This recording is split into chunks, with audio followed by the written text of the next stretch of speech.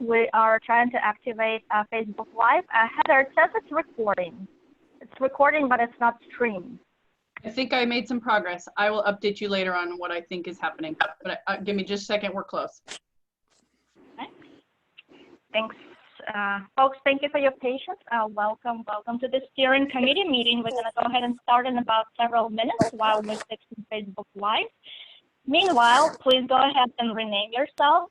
Indicate your affiliation if you're a steering committee member, if you are air district or CARB staff, if you're a member of the general public, welcome. If you're an interpreter, so add those initials before your first and your last name.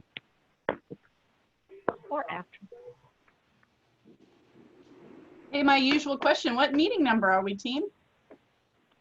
Oh, that's a pop quiz question. Know the answer. Meeting 529. Hold on. It is Meeting 23. 23. Yes. Ding, ding, ding. Thank you. You're welcome.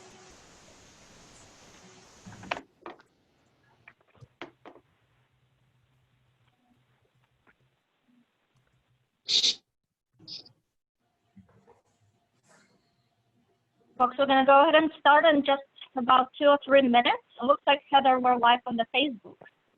Yay. Who would like it back? Erica, Hannah? I'll take it. Okay. Give it back to Erica. I think we are good to go. Once again, welcome everyone. Welcome. Actually, I think we're still waiting for the Spanish line. Oh, Yes, we are. Sorry. thank you.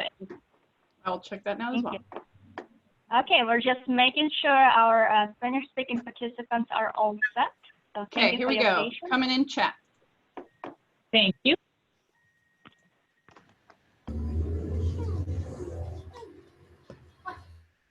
Here is the message for the people of Kern County. Government.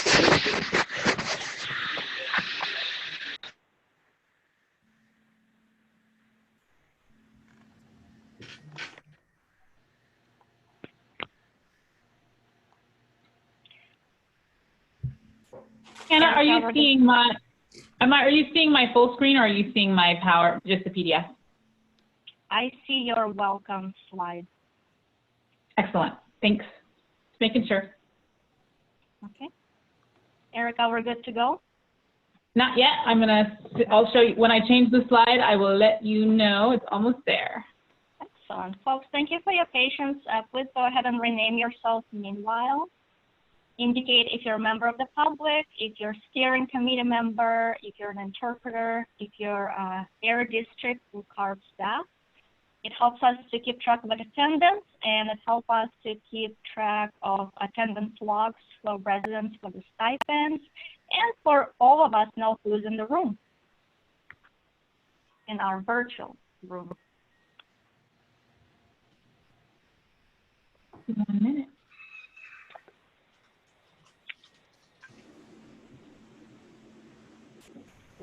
We are set with the conference.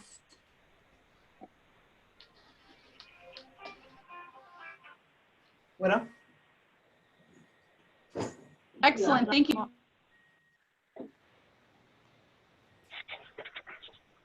Emilia is giving us thumbs up. Perfect. Almost there. I'm just showing up. I'm going to show the new version.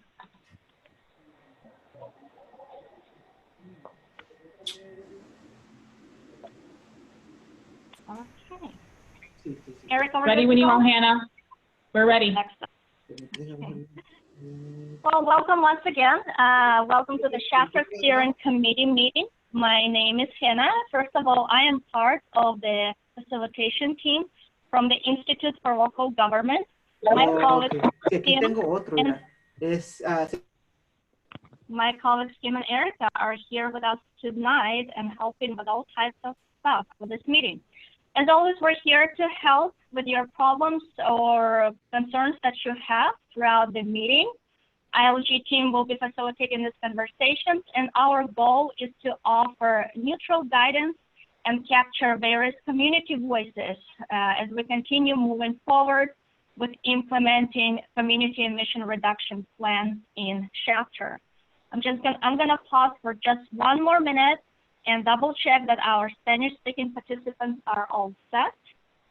And I guess I'm looking at Maricela, Heather, and Emilia. Disculpen que, buenas tardes, bienvenidos a la reunión del comité directivo de Shafter. Disculpen que tuvimos unos problemas técnicos, pero ahorita si necesitan la información solamente en español, el número de teléfono al cual llamar es el 888-431-3632 y el código de acceso es 949-722 y parece que ya está la información allí en la pantalla. Y si necesitan también está disponible Emilia por interpretación aquí en Zoom. Y eso lo puede usted agarrar, las instrucciones están aquí en la pantalla también, donde van a ver un logo que dice interpretación o tiene es un logo de un globo o el mundo. Y allí selecciona y oprima el que dice español y allí va a poder escuchar la información. Y también para que no pueda escuchar el inglés, el idioma inglés, tiene que silenciar el original audio o dice mute original audio. Y si tiene alguna pregunta, lo puede poner por chat. Gracias. ¿Puedes repetir los números, por favor? Oh, sí, el número de teléfono es el 1-888-431-3632. A ver, Y háganle luego, usted. el código de acceso es 949-722 y tiene que oprimir el número o el signo del número después de ese el 22. Lo puedes poner en el group teléfono. chat, en el chat, so ahorita las puedo conectar. Estoy como unos 5 minutos de distancia con ellas, so ahorita las puedo ir a conectar. Sí, está en el chat ya también. ¿Lo pongo otra vez? Oh, está bien, gracias. Aquí lo esperamos. Ok, gracias. Ahorita lo pongo otra vez en Gracias. chat. Sí, muy Thank you. I'll put it again in chat. That's what they're requesting. Thank you, Maricela. We're good to go? Excellent. Okay, folks, for those of you seeing this slide on the screen, we're providing Spanish interpretation at this meeting. There are 2 ways to join the Spanish interpretation on the bottom of your screen by clicking on interpretation globe and selecting Spanish channel, or by joining the phone line, the conference phone line that the Air District sets aside if you have technical difficulties joining via your tablet or computer. Okay, so what we're doing today, let's review our agenda.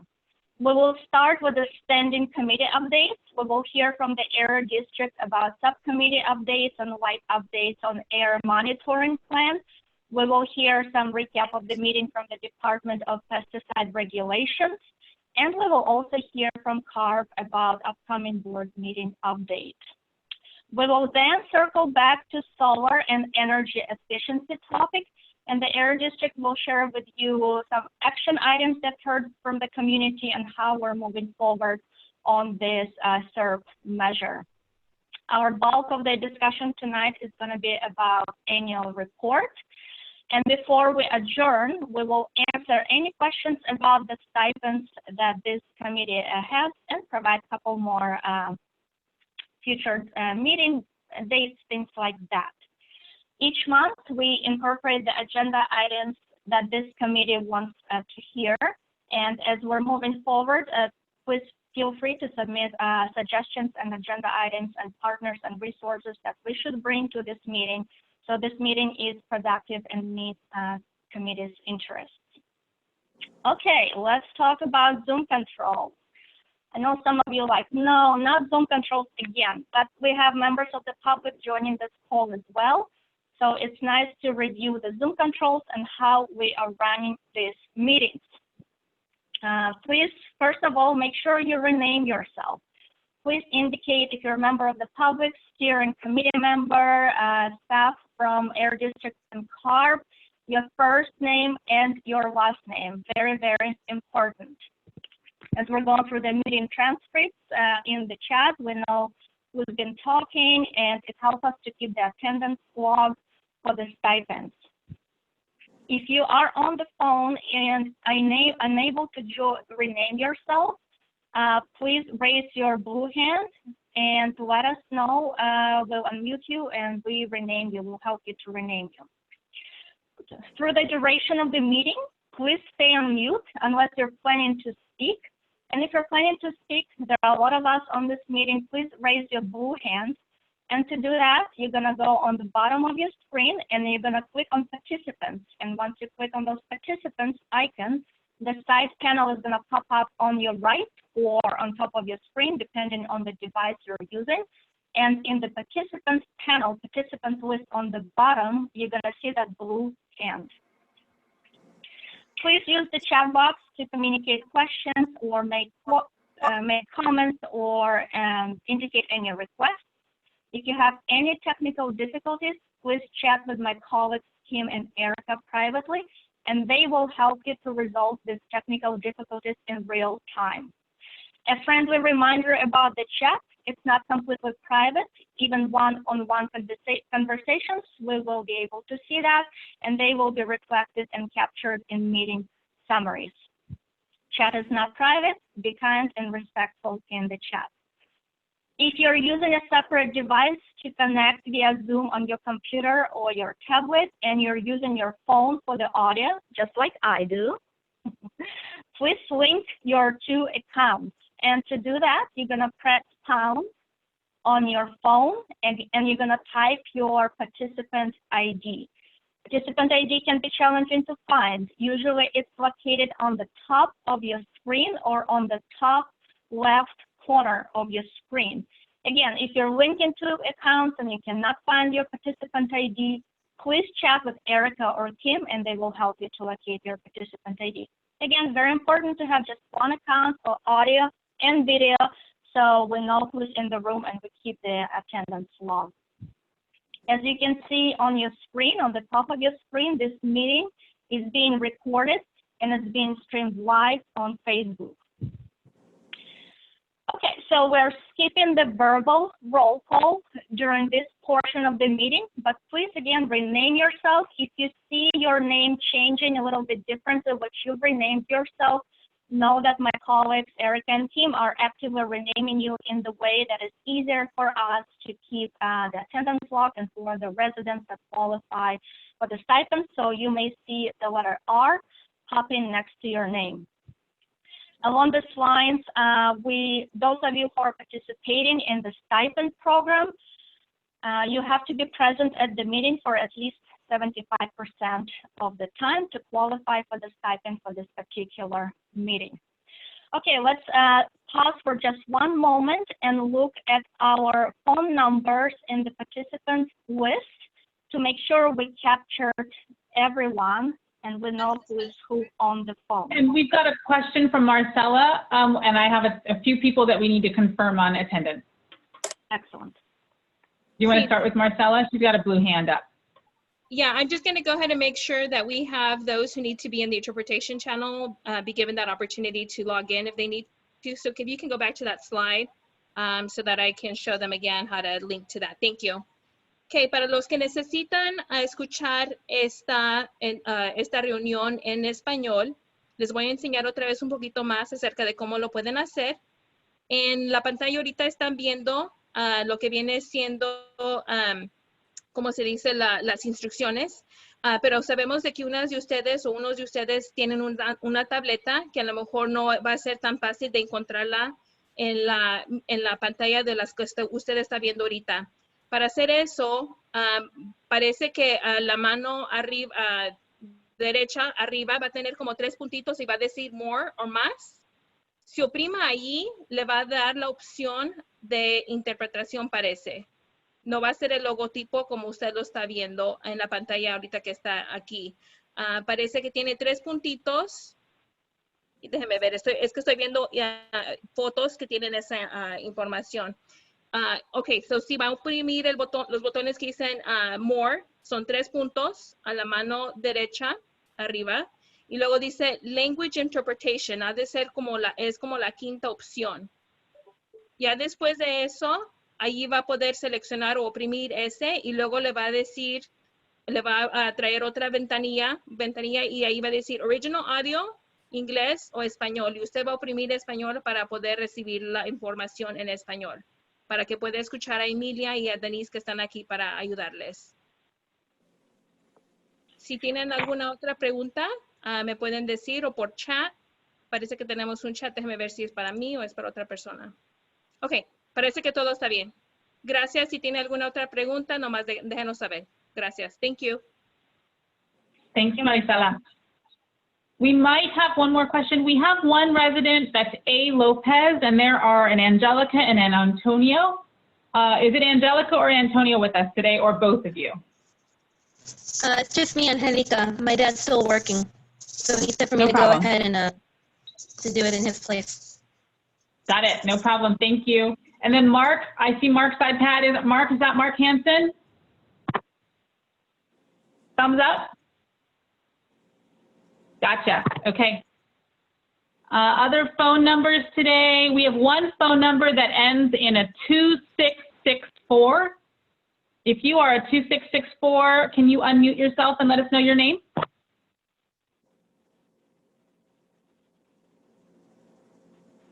Let's maybe unmute that person. Yes, yes. This is Esperanza Castellani. Esperanza. Castellani, yes. Thank you. You're welcome. I think that's everyone. I think we got everyone. Thank you, folks, for your patience and for cooperating. And thank you, Bianca, for driving to the residents and helping them to start their tablets and set them for the meeting. Okay, with this, I'm going to pass it to Brian for our traditional welcome. Brian?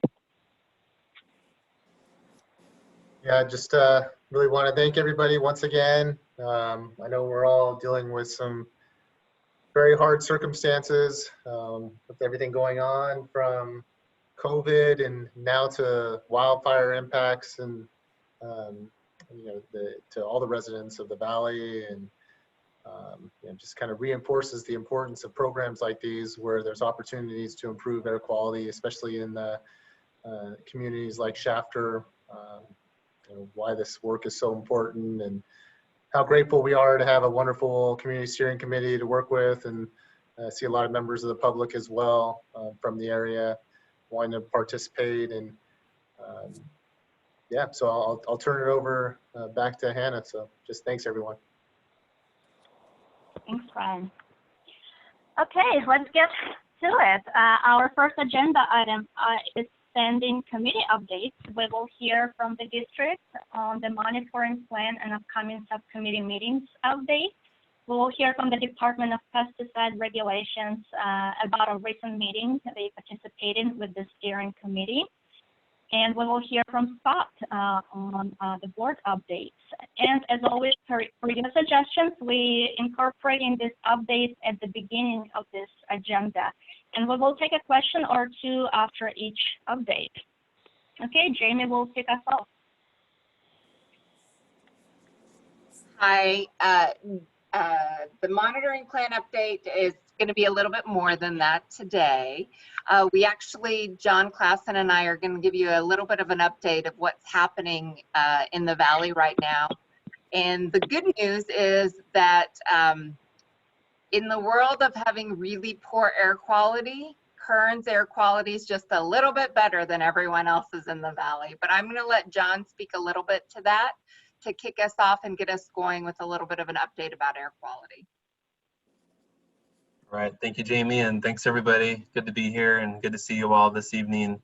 I'm John Klassen, Director of Air Quality Science and Planning with the Air District, and we wanted to take a few minutes to give you an update. I know this is probably on a lot of your minds about what's happening with air quality across the valley, what's happening with the wildfires. Probably many of you are tracking this, but we wanted to share a few things with you for you to keep in your minds.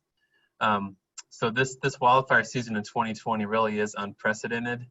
So far throughout the state, over 3.2 million acres have burned, and that is a new record for the state for a year. The previous record was almost 2 million acres. We've now burned over 3.2 million acres, and we're still right in the middle of the wildfire season. We still have a couple of months to go, so we should expect that number to get even larger, unfortunately. The size of the fires have been very large too. I'm gonna actually share my screen to give you bit of a scope of what's happening across the state. So can you guys see this okay? Yes, okay. So maybe some of you have seen this, but this is a map that CAL FIRE put out. It updates in real time, but you can see all the fires across the state of California and across the Western US. This is a really unique circumstance where we have fires to the north, south, east, and west of the San Joaquin Valley all at the same time. A normal wildfire season, we would have maybe a fire or two in the Sierra Nevadas, perhaps a fire down in Southern California. So based on where the wind is shifting, we could see some improvement in air quality for a while until wind shifts and pushes some smoke back over the valley. But when we are surrounded by fires like this, it really doesn't matter which way the wind is blowing. We will continue to get smoke coming into the valley. And under the high pressure we've been experiencing, it presses that smoke down to the valley floor, puts a lid over the bowl of the valley. So these are really challenging circumstances we have in front of us across the state that's impacting the air quality. Just to give a scope of how large these fires have been historically, we now have broken records for the largest wildfire in state history. The largest is now the August complex up in Northern California. It's almost double the previous record of the Mendocino complex back in 2018. So we've now hit the largest fire in state history. Number 3 and number 4 are now from this year. Number 8 is also from this year. And then number 13, the Creek Fire in Fresno and Madera counties, was also this year. So 5 of the top 20 have all been just this year in 2020 so far. Just showing a quick view of the satellite image from this morning. Maybe some of you have seen this, but this is from early this morning. You can see just an exceptional amount of smoke coming off of the SQF complex in Tulare County, and then the Creek Fire in Fresno and Madera counties, putting a lot of smoke straight over the valley, mostly over the central part of the San Joaquin Valley. We saw very high concentrations in the Fresno, Clovis area, Madera area, all day today, with that plume of smoke just really hitting those areas really hard. In Kern County, it looks a little bit lighter. Kern County air quality still isn't great. It still has a lot of smoke impacts, but relatively speaking, like Jamie was saying, it is quite a bit better in Kern County compared to what we're seeing in the central and northern parts of the San Joaquin Valley. Just to give a view of some of the trends over time here. This goes back to when the fires first started a few weeks ago, when this lightning siege began in the middle of August. Right after that, we saw very high concentrations of PM 2.5 across a number of sites. And we have a few lines on this chart here. That top line, that very unhealthy purple line, that's very unhealthy air quality for PM 2.5. That has been very, very rare that we've gotten that high, and we've had a number of sites exceed that during this time period in the middle to end of August. But we don't have the last few days on this chart here though, but we have exceeded that again at a number of sites to get into the very unhealthy range for PM 2.5 in the valley.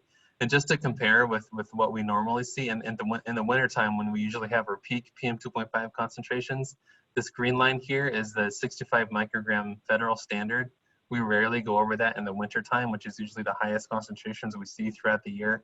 Usually during the summertime, this part of the year, it's single digits, 10 micrograms or less. And we're seeing numbers that are almost 3 times higher than the 65 microgram 24-hour federal standard. So the fact that we're seeing concentrations this high during the time of the year when they should be pretty low is really exceptional and definitely concerning. So just a brief outlook on what we expect over the coming days. We expect more of the same over the next few days. The wind direction should be about the same. So we're expecting, again, heavy impacts of smoke in the valley over the next couple of days. There's a chance for some shifting winds Thursday and Friday at the end of this week. And if that happens, they could start pushing some of that smoke more towards the east of us. So that all the smoke from the SQF complex and the Creek Fire should hopefully push more east of us. And we still may have some smoke coming from the coastal fires, but we're hoping to see some improved conditions in the coming days by the end of this week. So I wanted to turn it over to Jamie. She's going to say a few things about what we can do to protect ourselves in conditions like this. Hi, everyone, and I am sorry to interrupt our steering committee meeting with this kind of little update that wasn't officially on the agenda, but it really is unprecedented. It is very unusual. That's not to say that it hasn't been happening more and more over the last 10 years, but it is unusual that we would have so many wildfires and such high pollution levels due to wildfire smoke.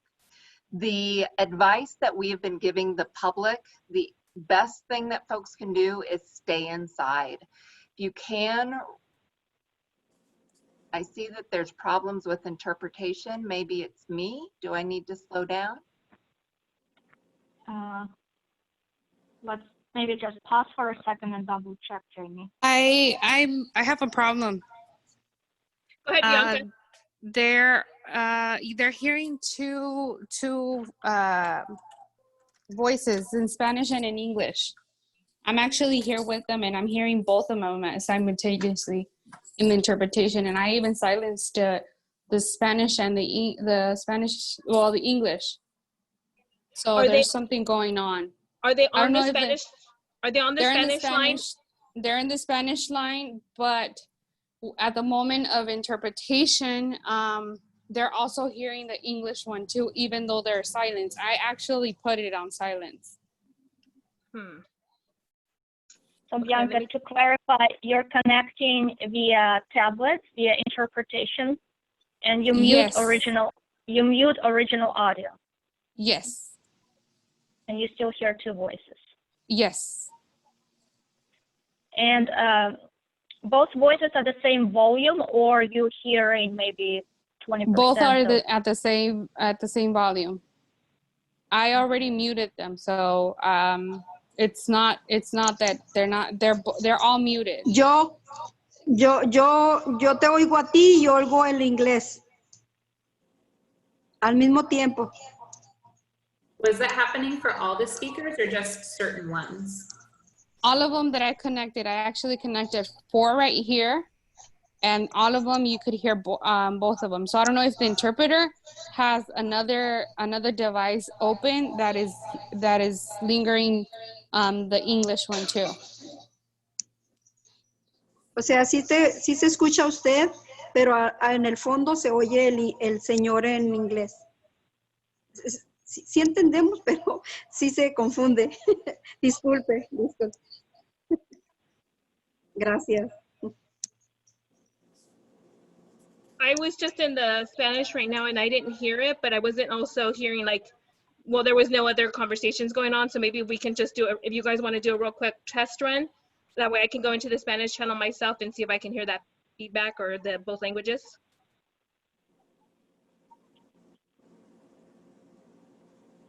All right, I'm going to continue talking, and if our translator can continue translating, we're doing this as a test run. My name is Jamie. I'm with the Valley Air District, and this is the Shafter AB 617 Steering Committee meeting. The date is September 14th. It is about 5:27. And we're talking about the poor air quality and trying to assess what is going on with Zoom and why we are having problems. Okay, so I didn't see anything on my end, but I also am on a laptop. So I don't know if maybe it's the tablet that might be causing issues. Madi, did you have to mute original audio? I actually hit both. I did mute and unmute, and I could just hear Spanish while on the Spanish channel. I can try maybe on my phone. Let's see if the phone is a little different. But on the laptop, I'm not having any of that feedback or both languages at the same time. Just a suggestion, brainstorming in real time here. If everyone is in the same room, my understanding, right? I wonder if that can be the case. Or someone does anyone have a tablet with English audio in the room? Or they're all switched to Spanish? El de inglés sí. Ajá. It's in English. Okay. Sí, sí te puedo escuchar.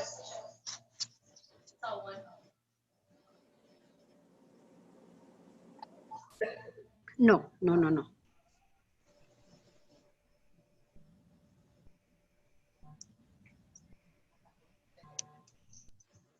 I will continue to talk in English, and we'll try a couple of things. to see if it's possible to deal with these issues. I do want to thank Bianca and Gustavo. We really are trying to get our Spanish speakers kind of fully engaged in being able to attend and participate in these meetings. We've had some additional trainings this week. We've had some conversations about it, and I will tell you that it is not without its challenges. We very much are hoping that we can get everyone to be on equal footing when it comes to these meetings. And so I'm incredibly grateful for the patience that folks are showing as we take a few minutes out to troubleshoot some of these issues during these meetings. While we do have a lot on the agenda, a lot of it is take-home homework. So that's kind of what we're hoping, that we can shave some time off of the end of the meeting and not go over. So is that helping at all? Have we been able to troubleshoot any of the issues? I know there was some discussion going on with our Spanish speakers. No, yo estoy bien. Sí. No.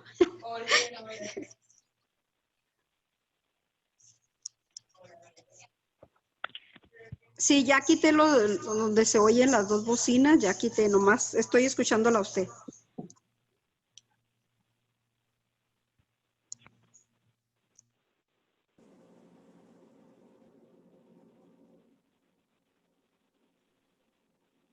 Was that, entonces está funcionando para todos, porque ahorita estaba en el canal de,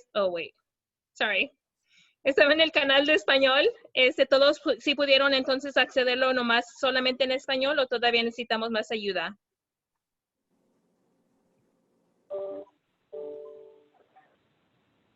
I guess we might be okay. I heard, while I was on the Spanish channel, somebody said that they were fine, so I'm assuming that everything's better.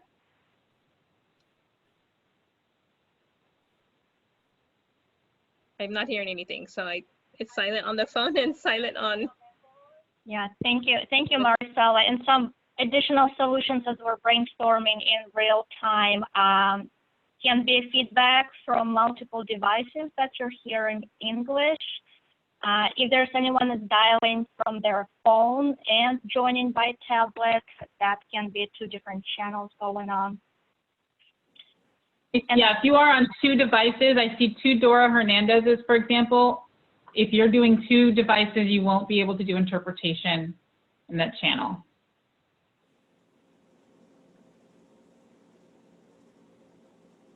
So one of the suggestions, if you are continuing hearing two languages, switch to the conference line and mute everything on your tablet and switch to the conference line to hear the Spanish interpretation only. And I'll show that on the screen again just to make sure everyone has access. Yes, we'll share the slides with the conference line. And it sounded like someone had success by making sure that they unmuted original audio. Unmuting original audio seemed to help someone. As long as they were in either the English or the Spanish channel, that was helpful.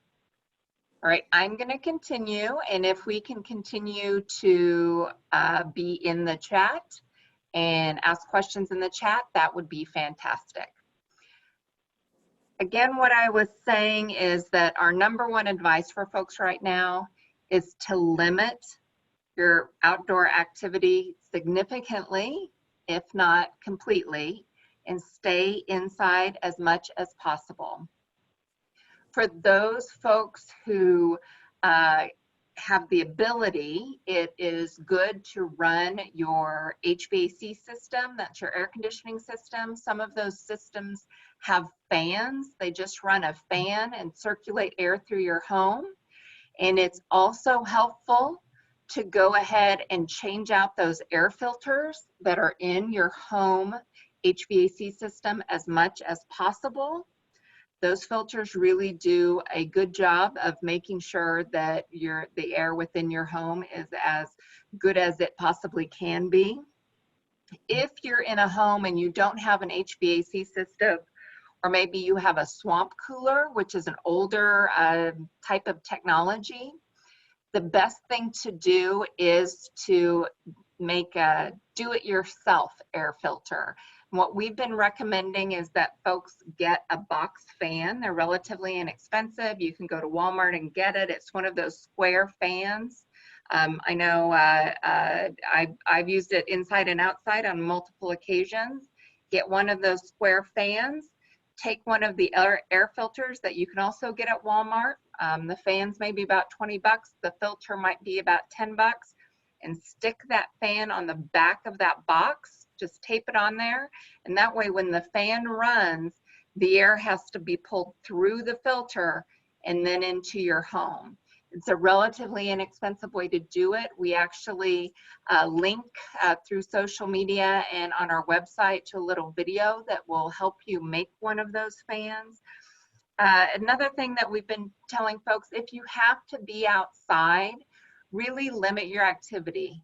This week, last couple of weeks, they are not good for going outside running. They're not good for exercising outside. They're not good, unfortunately, for going to eat dinner outside. If you have to be outside, limit your time outside, and then also do the things that you would always do to stay healthy. Drink lots of water, eat healthy foods, make sure that you're taking care of your body so that the pollution that is impacting you right now won't have a great place to cause problems. If you have to work outside, please talk to your employer. Employers are required to provide folks working outside with what we call the N95 masks.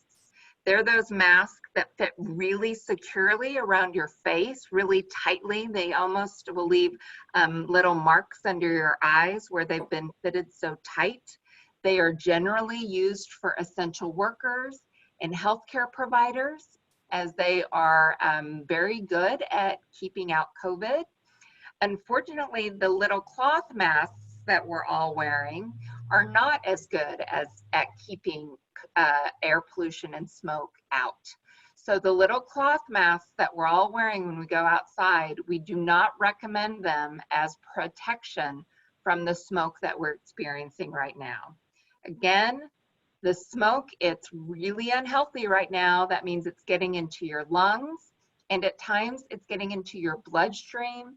It can be linked to asthma, COPD, heart attack, stroke, heart disease, dementia. There's a whole variety of things that it's linked to. If you already have COVID, it can make it worse. So the air quality right now, it is very poor, and we very much are asking folks to stay inside.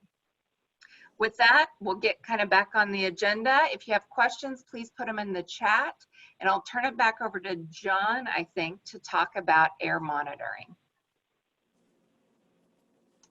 Okay, thanks, Jamie. And I will try to be brief with this so we can move on to the rest of our agenda. And first of all, as you know, next week, Tuesday, September 22nd at 4 p.m., we have a subcommittee meeting to talk about air monitoring in more detail about what the work we're doing in Shafter. So we're looking forward to having a good discussion there with those of you who are able to make it to that meeting.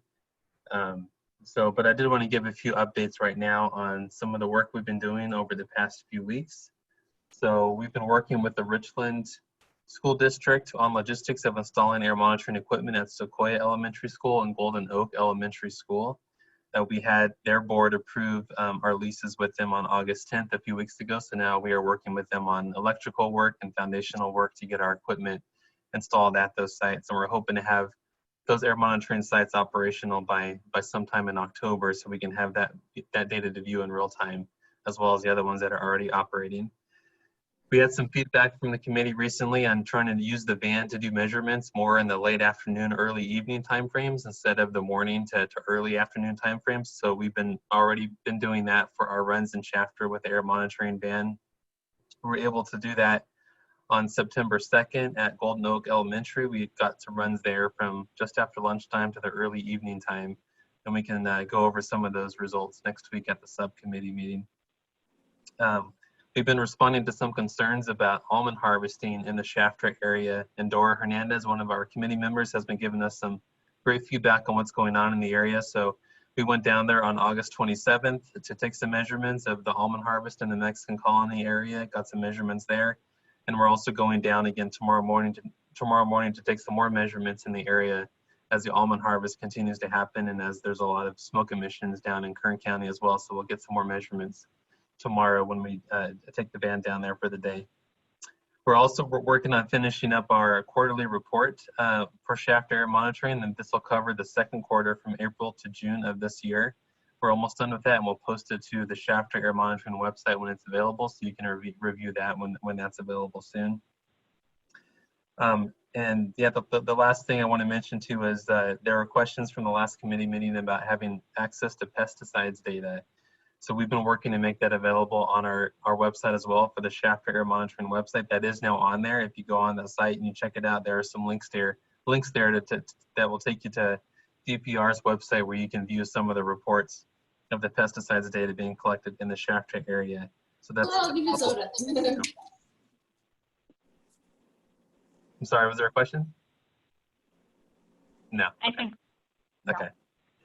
Yeah, last thing too, and I just want to thank Tom France and some of the committee members who put together a good list of questions for us to talk about at the steering committee subcommittee meeting next week on air monitoring. We're working through those and we're looking forward to providing some responses and getting some good feedback from you all and thoughts on how we can continue to do air monitoring work in the Shafter area. That's it for my update. Great. Thank you, John. It looks like you guys have been busy, and we'll learn more about the data at the next meeting. Jamie, you have a couple updates on the subcommittee meetings as well. I do. We have been calling all the schools in the Shafter area.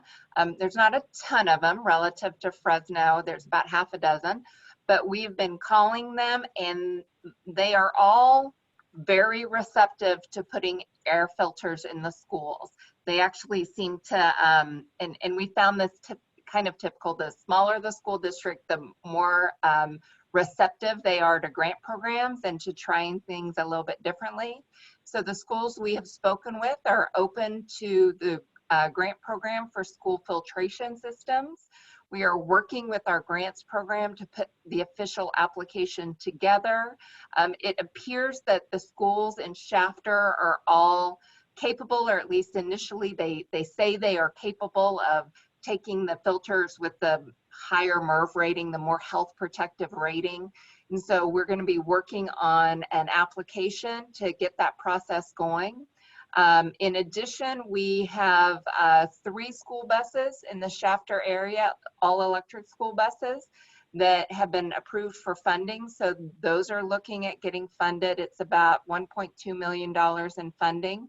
So that's exciting. Those should be up there, up and running, hopefully before the schools get back in session the beginning of next year, if not sooner, hopefully. And both of those projects are moving forward. At this point, because we have had such success working with the school districts, we have not had a second subcommittee meeting. But if we get to a point where we need a second subcommittee meeting, we will definitely reach out to you. I want to take this opportunity again to thank Linda. She's really been a subcommittee of one in just her ability to get us on the phone with the right people at the right time. That's all the update I have about school filtration and school buses. Great. Some excellent updates on making progress on the buses and air filtration grant program and air monitoring locations. Thank you, guys. Let's take a couple of questions from the committee members for Jamie and John. With the caveat, if you're planning to attend the meeting next week on the air monitoring, you're able to ask these questions next week as well.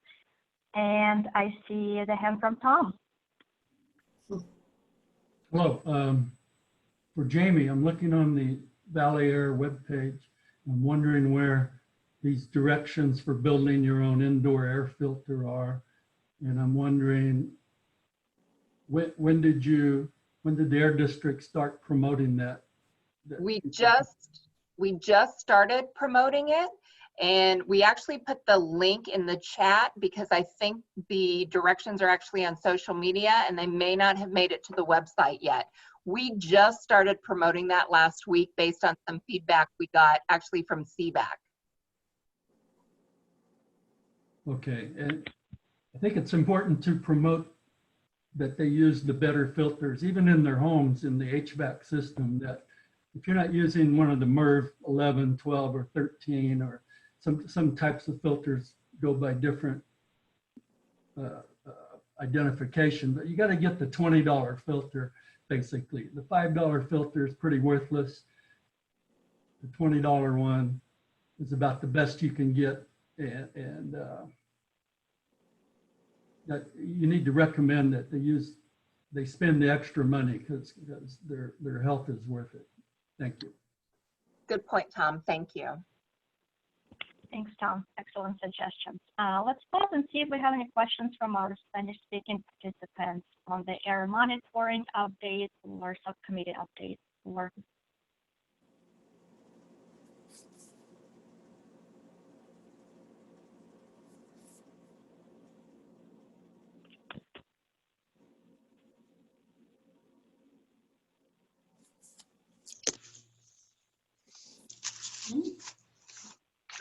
maybe I'm looking at Maricela to see if we have any questions. You can help me with that, Maricela.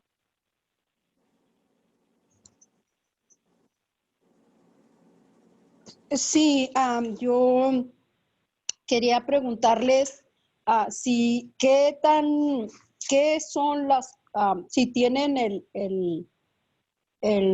la respuesta de los monitores de estos 3 meses que ha habido tanta contaminación sobre los almendros y aparte estos incendios que nos están invadiendo. ¿Cuántas partículas más venenosas se nos han estado viniendo en el aire? Okay, so she Porque los basically niños ya just, están en escuela. okay.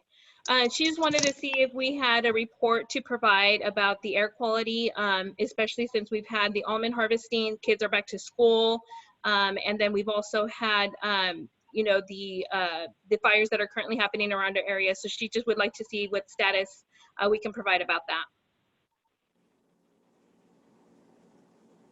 Yeah, this is John. I can just talk briefly about the air quality that we've been seeing in the Kern County area.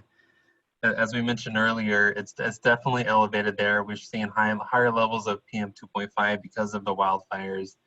It's definitely better than what we're seeing in the central part of the valley or the northern part of the valley. So concentrations of particulate matter from the fires is definitely still unhealthy down in the Kern County area. So definitely take steps to protect yourself, try to stay inside in a filtered environment as much as you can. Also, the almond harvest is occurring this time of the year, of course, and so we're getting reports of concerns about dust from the almond harvest. And so to respond to some of the concerns that have come out of the Shafter community, we've taken the air monitoring van down to the area to take some measurements, specifically near almond orchards where harvesting is happening. And we've continued to do monitoring of PM 2.5 and PM 10 and Shafter as well through this period. And so we're hoping to be able to review some of that data with you soon as we get our reports finished and have some more discussion next week at our subcommittee meeting. Great. Thank you, John. Yes, as a friendly reminder, next week, bring your comments and questions to the monitoring plan subcommittee meetings, and we'll do a deeper dive on this topic. I'm gonna read the question from the chat box if public is able to listen to any of the subcommittee meetings.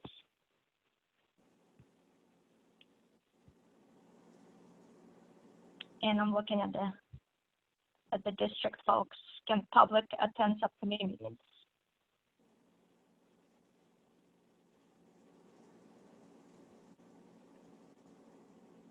Okay. Well, Colby, thank you for your question. The Air District staff will get back to you via chat box. Okay, Tom, I see your hand, but I'm gonna keep moving us along to 2 more updates. And if we can, at the end of the meeting, if I have time, we can circle back to your question. And you're welcome to use the chat box. Okay, next we have Department of Pesticide Regulations, and I believe we have Nan to give us a quick update. Thanks, Hannah. Hi guys, this is Nancy Hasimanan. Let me see, I'm not on mute, right? Okay, good. I'm the assistant director over here at DPR, and like I said before, I'm kind of going to be sitting in here pretty much on a regular basis to this steering committee meeting to be accessible and to provide you guys with update that comes up for us that's relevant to you. Last week we had a kickoff of the pesticide subcommittee meeting, and I believe that was last Tuesday, and that went well. We had good participation from a lot of community members. And a steering committee member as well. I believe that is going to be on a monthly basis. So I suppose you will have 2 opportunities to hear us talk about pesticide-related information developments that's specifically relevant to this particular committee. Because that one's very focused on pesticides. You guys can ask very pointed questions, very direct questions to us. Our director, Val Dolcini, was on there last time. I was on there, and we had some staff folks on there who were able to answer some technical questions and practical, logistical kind of questions as well. During the meeting, we were able to provide the participants with, I think, a list of pesticide monitoring data that's specific to Shafter. So it was a spreadsheet, Excel spreadsheet that was provided. I think maybe Tom, you may have asked for it, or someone else in the group had asked for it. So hopefully that was helpful. And just want to know that was a kickoff meeting, and it'll happen again in three weeks from now, I suppose.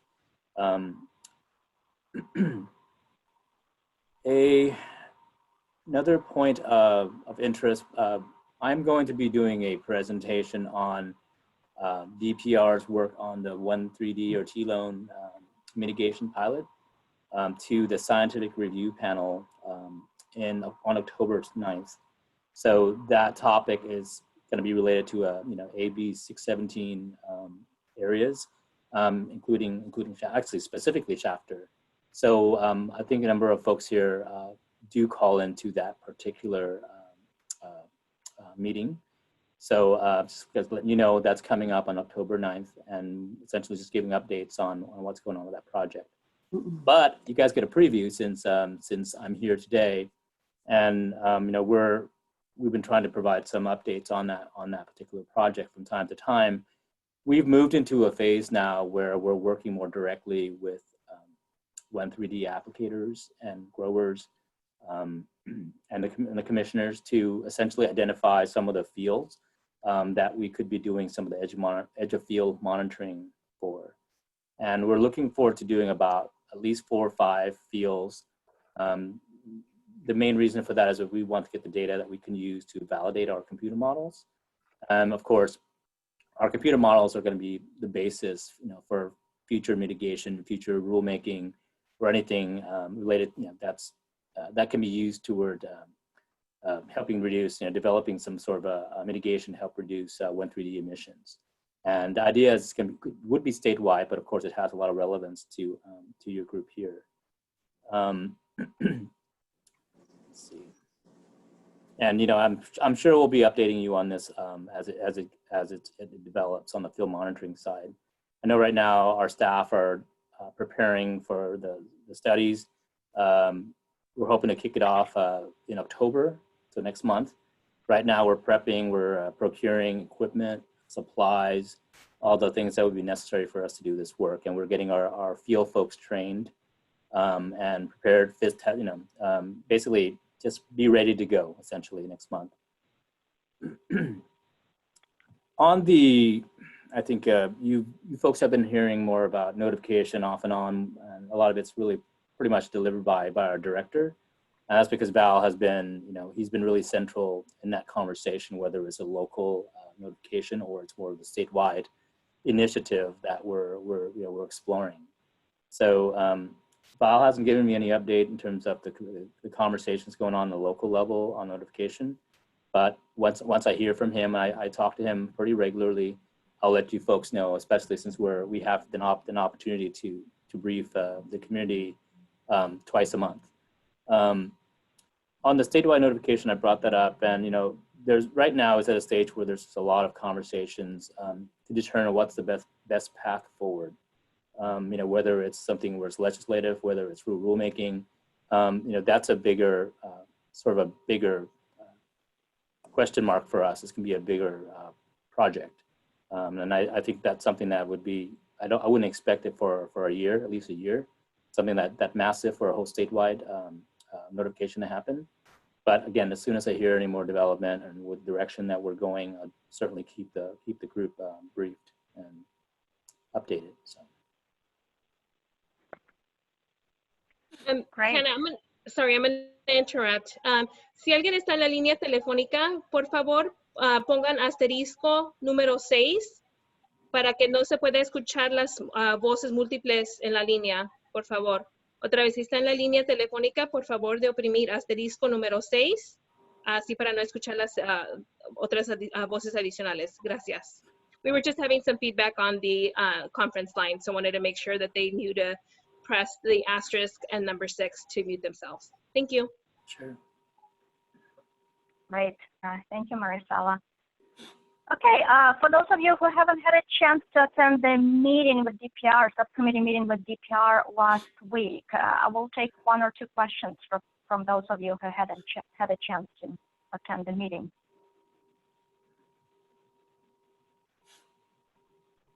Okay, I see just 1 question in the chat box from Gustavo, and then I hope you can answer that question, so keep an eye on the chat box for the answers. And definitely more information about October 9 meeting and the link. Okay, we're going to pass it to Scott with CARB. He's going to provide us with brief updates on upcoming CARB meeting. Scott? Real quick, before we move on, Hannah, I think Tom France had a question for Nan. Oh. Yes, I did. Oh, thank you. Yes, please.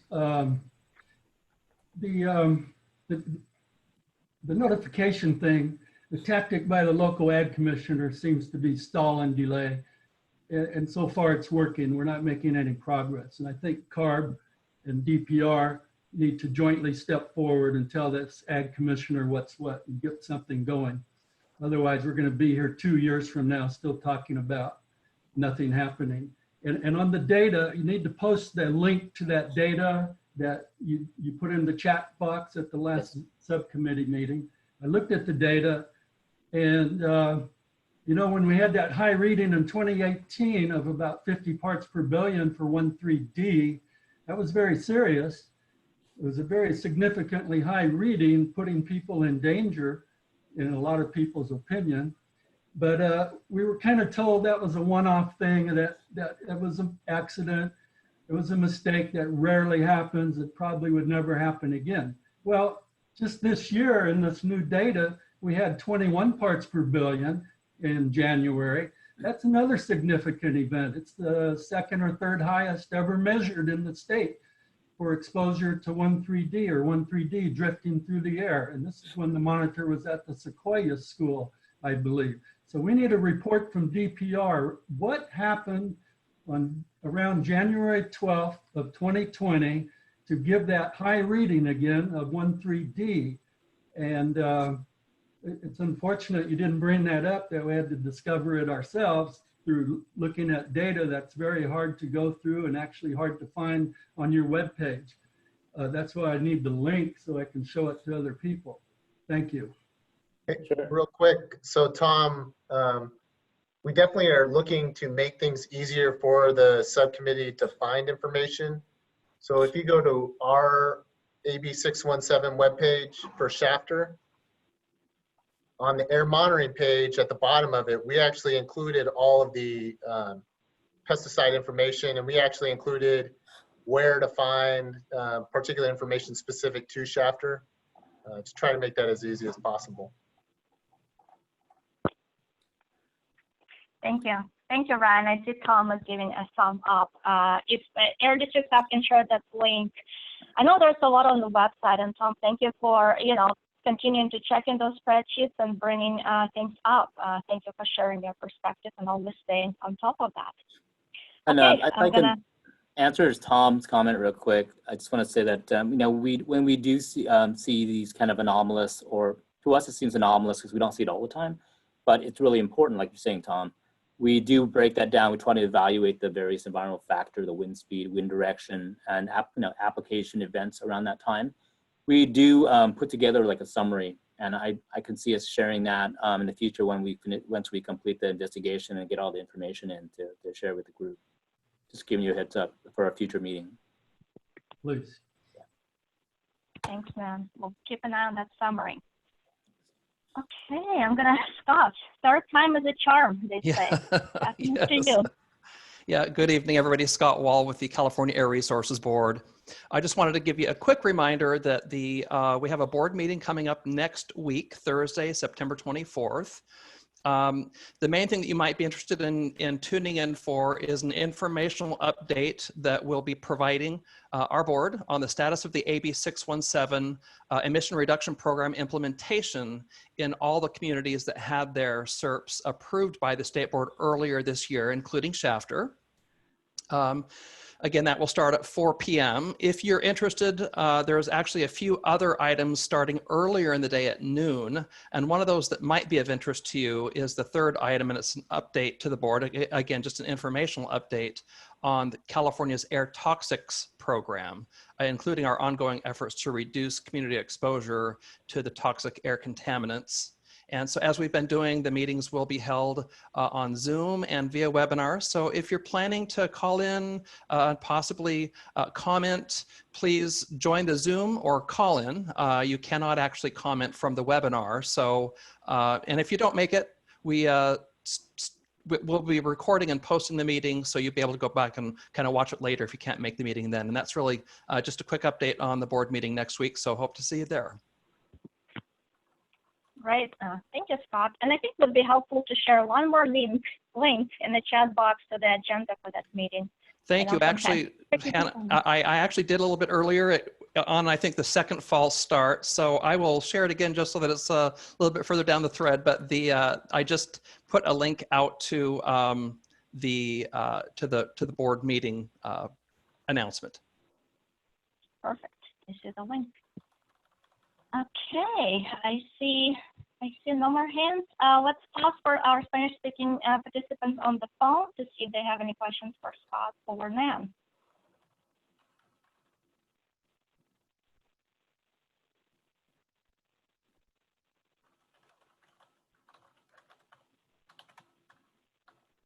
It does not seem to be any questions in Spanish.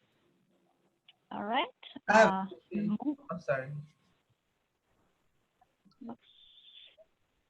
Looks like we're moving along, or Gustavo has a question. Gustavo, I see Yeah, that I'm sorry. muted yourself. Yes, sorry. I'm sorry. I'm trying to do this thing called multitasking, but it ain't working. And I totally missed Scott's update, but was this in regards to the meeting on the 24th? And is that something that will be how will folks be able to participate? Would it be similar to this? Will it be a web style meeting? Yeah, so what we've been doing with the cardboard meetings since the beginning of the pandemic is we've been doing them actually on Zoom. So if you want to participate, you can participate via Zoom. You can also call in like we do here. But then we also have continued our process of just broadcasting out on webinar. So if you don't want to make comments, you just want to observe it, you could just tap into the webinar as we've done historically. Okay, cool. And I know I'd seen some emails floating around about folks from Shafter, maybe giving some insight. Be frankly honest, I haven't checked those out, but I will. But if you guys are looking for folks to kind of engage on the community perspective of kind of like the 6-month update or like what we've gone so far, we'd love it, help you to get someone for that. Okay, that'd be great. Thank you. Yeah, I know they're still kind of refining all of the logistics, so we'll certainly reach back out to you, Gus, if we need anything. Thank you for that. Thanks, guys. Okay, I see no other hands. Yo tengo una pregunta. Sí, diga. Yo tengo una pregunta. De aquí de la comunidad de Shafter, queremos saber cada cuándo se leen los monitores de aquí de Shafter. In Shafter, we want to know how often do you read the monitors in Shafter? ¿Aló? Hello? Hi, Denise. Gracias. I have Denise and Anna. Did you hear me? Yeah. Yes. Are both of us interpreting at the same time? Me and Emilia? Or can you hear me? We can hear you. Okay. Annabelle wants to know, us in the community of Shafter, we want to know how often you read the air monitors. And we will let John Klassen answer that question. Is John Klassen available? If not, we'll let Brad Dawson answer that question. I see Brad waiting to answer. Yeah, I am available, but Brad, if you want to go ahead and jump in and explain the type of how often we view our data, go ahead. Okay, yeah, I just had to find my unmute button. Thank you.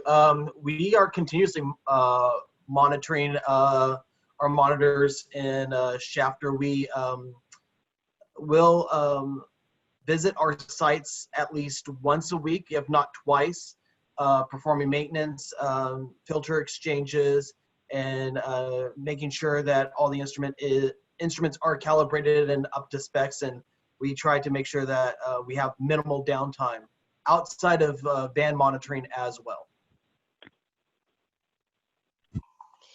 Entonces, ¿por qué no se nos notificó lo del principios del año, de enero, cuando estuvo muy alta la contaminación? Then why didn't you notify us at the beginning of the year? We didn't get a notification at the beginning of the year. Nobody notified us. We've been doing updates to this group for quite a while. It's actually how we've made some adjustments based on the suggestions that folks have had. Tom France actually has had several, which we've adjusted. The monitoring data is also on the website, and in case you want to monitor it, I can put that link in the chat, and it's been up on the website since the beginning of the year. And that information's in both English and in Spanish. Yes. It sounds like the question might be related to the pesticide monitoring. If there was a concern about a high number early in the year, maybe we could have some thoughts from DPR on how often they view the data they're collecting, or what's their frequency, something like that. Non, if you're still on. Yeah, good point, John, because it is confusing. Just to clarify, the Air District measures certain things through their monitoring equipment, and DPR measures other things through their equipment. So we'll let them speak.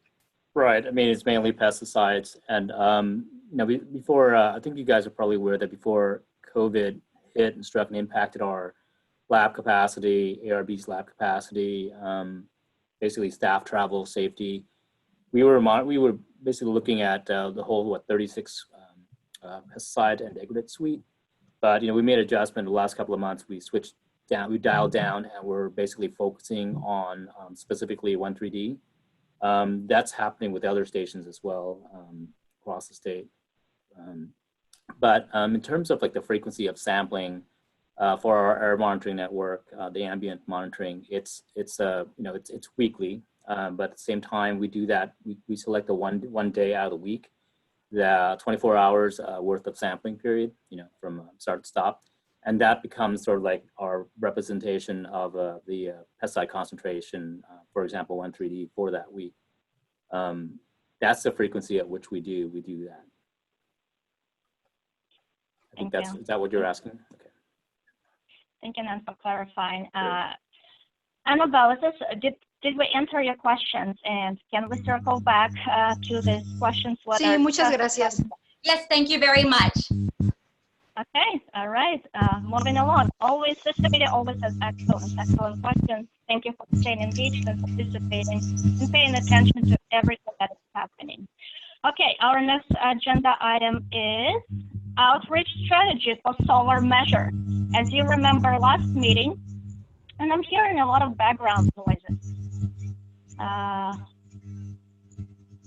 Folks, please stay on mute. There's some background noises going on. Oh, it's better now. Thank you. Okay, so last meeting, we've heard from California Public Utilities Commission, Community Action Partnership of Kern, and Green Alternatives about various solar programs that Shafter can take advantage of. You folks learned about different programs and shared some of the feedback, how the district and Green Alternatives and other partners, how can they better reach out to the community and increase participation in this program. The district is circling back on this agenda item to share with you a quick action plan or next steps that they put together to ensure that this SERP measure is moving forward. And Jamie has an update. Hi, everyone. You might recall that we got some great suggestions from the steering committee on ways that we can promote those solar programs with the Shafter community. As you recall, there was a solar program that will come in and basically install the majority of the cost of solar for qualifying individuals. And based on your feedback, I want to thank you all. We put a little bit of a plan together. I want to tell you about it, and then if you have any comments about it, please feel free to let us know. Everything that I'm going to be talking about, for the most part, is going to be targeted on homeowners, because unfortunately in most cases you need to own your home in order for this to work. There's a little bit of a wiggle room there, but it's those folks who are homeowners, and they need to live within about a 1 mile radius of Shafter. We have pulled mailing lists for almost 2,000 homes in the Shafter area, and we're looking at running an oversized postcard. What that is, it's a postcard that's about half the page of a piece of paper. On the front side, and we're going to make the front side the primary side, and it will all be in Spanish. We're going to use some of the outreach tools that Grid Alternatives has given us to inform folks about the program and directly tell them who they can call or where they can go online to get more information. On the back side, it will be in English. It will be a little bit smaller because we'll also have to put information on where the postcard gets delivered. We're looking at doing that. That's going to be a cost of about $1,500. That's money that comes out of the district's outreach funds. It doesn't come out of the grant incentive funds that you all are putting grant monies into through AB 617. So that's the direct mail piece. We heard from quite a few people that direct mail was a great way to get to people. The other thing we want to do is social media ads. We can really target those to all Shafter residents, not just homeowners. And the intent is to get people talking about it. Maybe they don't own their home. Maybe maybe they know someone who owns the home. Maybe they have a good relationship with their landlord. Maybe it's a child or a grandparent who might be living at the home, but they're not the homeowner. And we can reach out to them via social media. It's kind of based on impressions, and if you think of impressions as eyeballs, it's the number of people that will see these Facebook and Instagram ads. And we don't have to spend a ton of money on that. That's a few $100s, about $800, to get significant reach to 17,000 users within the community. And then last but not least, we want to use the Shafter Press newspaper. There is a demographic in Shafter that still reads the newspaper. It is a local newspaper that, because it is so local and focused, gets a lot of local eyeballs on it. And we are looking at doing a story for that newspaper that will run just above $1,000. Again, this is money that does not come out of the grant money that is earmarked for AB 617, but if that all sounds good to everybody, we're going to move forward and get it on beginning to get this information out. We'll see how it does. We'll see if it increased the number of people in Shafter that are taking advantage of these programs. And if that's the case, we'll turn around and perhaps do more. If folks are not taking advantage of the programs, then we can come back and say, okay, Is there a different way we want to reach out to people? Thank you, Jamie. So 3 steps to reach out the community identified by you. Social media, direct mail, and newspapers. And looks like Linda has a hand. Linda, any quick comments, thoughts, reactions? Thank you, and great ideas on the outreach. I just wanted to let you know the Shafter Press, it is a great way to get it out to the community. I just wanted to let you know that because of COVID, it looks like they've actually combined Shafter and Wasco. So I just wanted to prepare you that you might get a lot of people from Wasco asking for the programs that are available for Shafter. So I just wanted to kind of give you a heads up because it's only one. And Linda, we actually get here at the office. Oh, okay. The Shafter Press and the Wasco Times, maybe, the joint. The good thing is about it is while we really are focused on Shafter folks taking advantage of this program, it is also open to Wasco residents. So we will be working with Grid Alternatives to make sure that they can track who they're, reaching through these, who's signing up for the program. But if we pull in some Wasco residents as well, that's not necessarily a bad thing. Okay, Great. thank you. Thank you. Thank you, Linda, for clarifying. Okay, 3 steps are outlined. And again, we will circle back on the progress initially to see how it's going and if we need to bring some additional outreach efforts. Okay, moving along to. I have a question. Oh. Yes. I was wondering, are you going to send the information to the steering committee when the solar information is going to come out, or they have to look it up in whatever social medias or platforms are you going to be doing the advocacy? It will be very similar to the information that was given out at the last meeting. So it'll have basically the information that was on all those flyers that we sent out for the last meeting. I should say that we emailed out or hard mailed out to our Spanish speakers, and that was bilingual. But we are I'm more than happy to share it with folks again. Bianca, what would be helpful?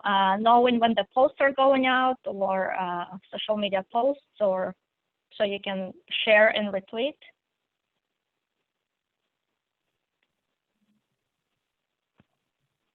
Okay, well, we'll circle back with Bianca to make sure we share information so that community can help to spread the message about this program via social media.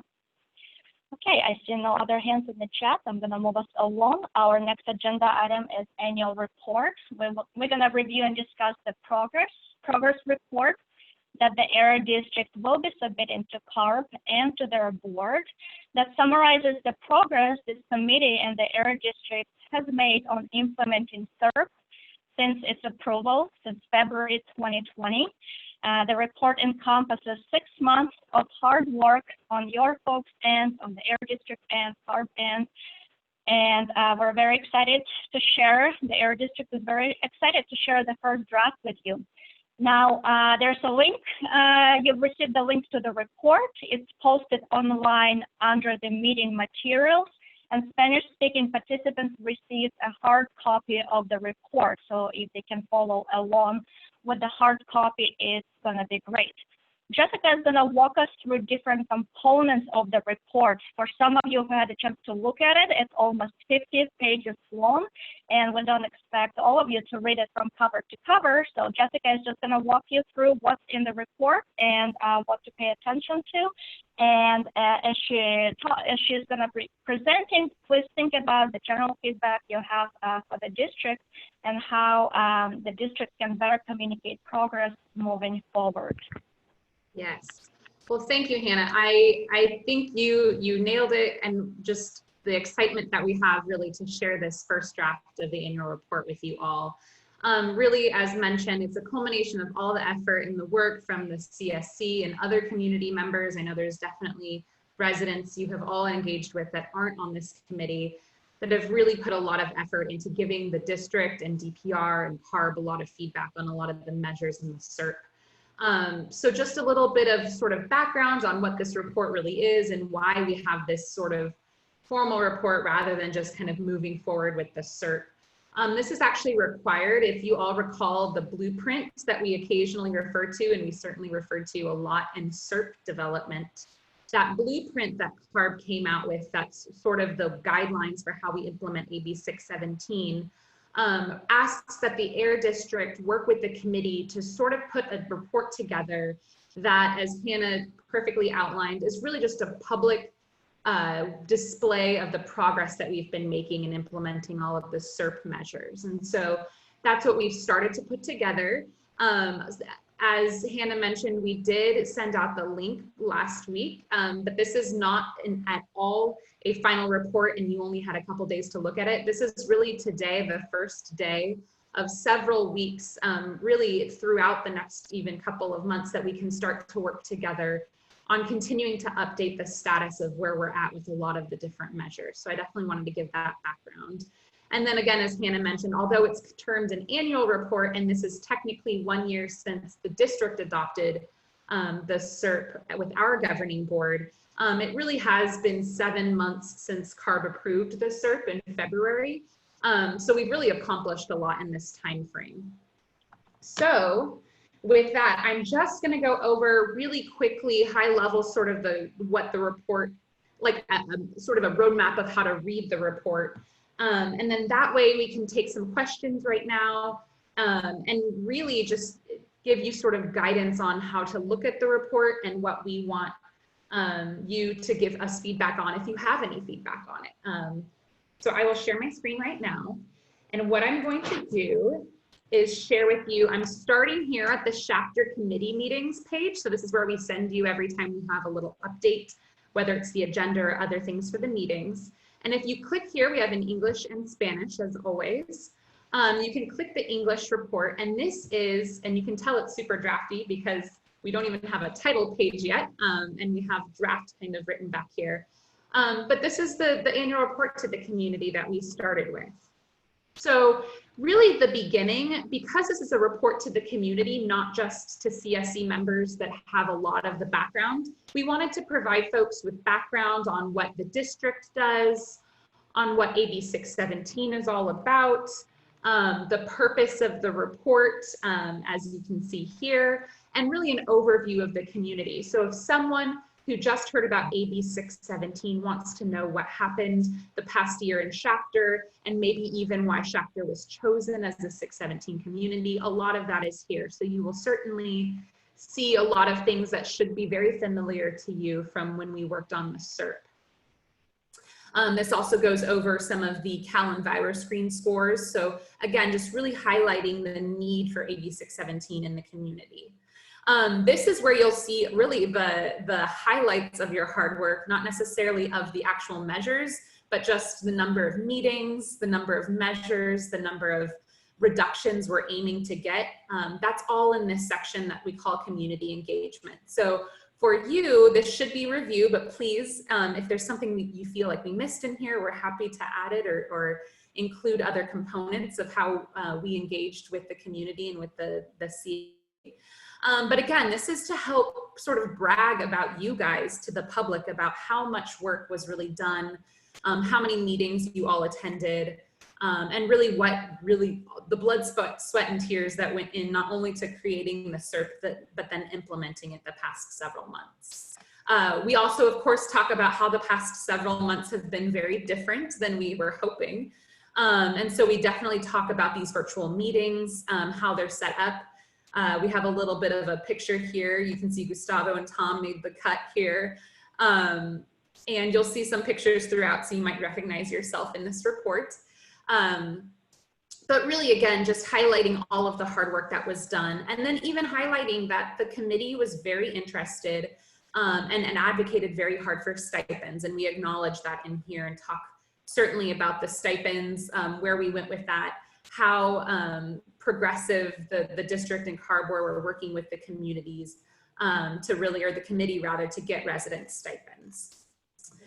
Some of this is review. A lot of this talks about the inventory development. We've certainly worked with you guys multiple times and even several meetings ago had a really in-depth conversation about inventory, but you can certainly read through that there. We talk a lot about community air monitoring. So again, this is very much review and certainly will be discussed at the meeting next week. But this is again for people that are new to understanding the community. They can take a look and see all of the different components that you guys worked on, helping us decide where to deploy for the air monitoring program, what components we're trying to measure there, and then specifically where we're placing all of those monitors and the status of them. So again, we're going to continually update this, but in your review, if you have any questions, please let us know.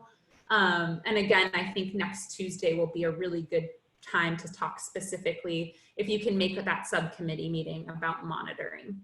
We do also talk a little about air monitoring to date, and I will, just to clarify again, based on some earlier questions, this is all the district's air monitoring. So this is not the pesticide air monitoring. This will just be all of the pollutants that we discussed, the PM 2.5 and VOCs and ozone type air monitoring in this update.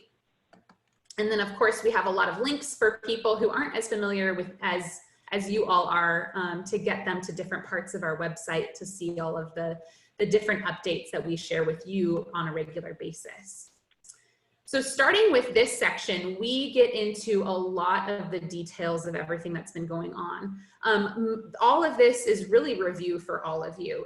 These are all of the details that were included in that website tracker that we've posted or we've recently presented on. But again, this is your chance to, as a committee, kind of take a look, maybe retrospectively, and see all of the things that we've already done really in the past year. So this first one is compliance and enforcement measures, and this is specifically for the district. And I'll get to a little bit of the CARB stuff in a second here. But you'll see all of the different things that we've done for each of the measures. So wood burning, we talk a lot and we show that we're trying to limit illegal burning, anti-idling, all of the different measures that you have in there. And then for every section, we have a table that specifically calls out the measure, what it's called, and each of these bullets is a very recent, some of them, update on where we're at with each of these measures. So again, we did it for some of the enforcement stuff. We do it here for regulatory, so that's like maybe some of the rules or anything related to BART, which is that best available retrofit control technology we've talked about a couple of times. That's all in here, and again, anything that's related to this section is then placed at the end in a table. So land use, in this case is anything related to maybe road dust. We've talked a lot in the past about street sweeping and paving and sidewalk installation, looking for projects that reduce maybe the number of miles certain vehicles travel. All of these sorts of measures are in this section. We, of course, definitely can't have a section or can't have a report that does not talk about pesticides. So we talk, of course, about the pesticide measures, talk about our recent work in convening a subcommittee. And then, of course, as we move forward, even in the next couple of weeks, if we're going to have a subcommittee meeting here, it sounds like in early October, we'll certainly add that to the status tracker here, and anything that happens in between, we'll continue to update this report. The main section, and I say main just because it's the largest number of measures, is the incentives section. Here, I think you'll find a lot of the incentives measures are at that stage that Todd has talked about a lot, where we are ready to go. We have a lot of good feedback perhaps from the committee, but our next step is to make sure we get funding guideline approval from CARB. So that's certainly what we're working on. And I suspect, and if you have questions, we'll definitely turn them over to Todd. But I do know that for several of these, including this one in particular, for incentives to replace wood burning devices, we are very close to posting or to submitting and then posting some of these guidelines for the committee to look at. So like I said, a lot of these, the reason it's such in draft form is because implementation is constantly occurring. So we'll definitely update these as we move forward. So I'm going to scroll quickly through these because there are a ton, but of course that's what the next several weeks are for you guys to keep looking, taking a look at the status update, and for us as the district to keep updating the status. And then finally, this is outreach and mitigation measures. So those are a lot of the types of measures that Jamie talked about. These are the measures about outreach, communicating air quality, which certainly we did today. I feel like we almost touched on all of these today. Jamie communicated a lot about real-time air quality. She communicated about how to get involved in some of the programs, so the grid alternatives discussion. And then we talked about the mitigation, this one, the air filtration in schools. That's certainly one that's definitely an ongoing, constantly being updated measure. And then of course there are several other measures in here that are related to outreach or mitigation for different types of sources. And then finally, we just have a little bit about metrics for tracking progress. What that essentially means, for those that don't remember, that was kind of a main component of our wrap up of the SERP, was that we made sure in the SERP to include targets or certain metrics that we wanted to be at year by year for all of the different measures. And so we're just mentioning here that we have those metrics up. And once we really get going with a lot of the funding guidelines and we start to fund a lot of the incentives measures, that will be included in our next sort of update and status report, is checking against where we want to be in terms of number of things to replace, and really tracking with you guys how many units we've been able to replace with certain incentive measures, maybe how many schools we've been able to work with for the filtration measure, anything of that sort.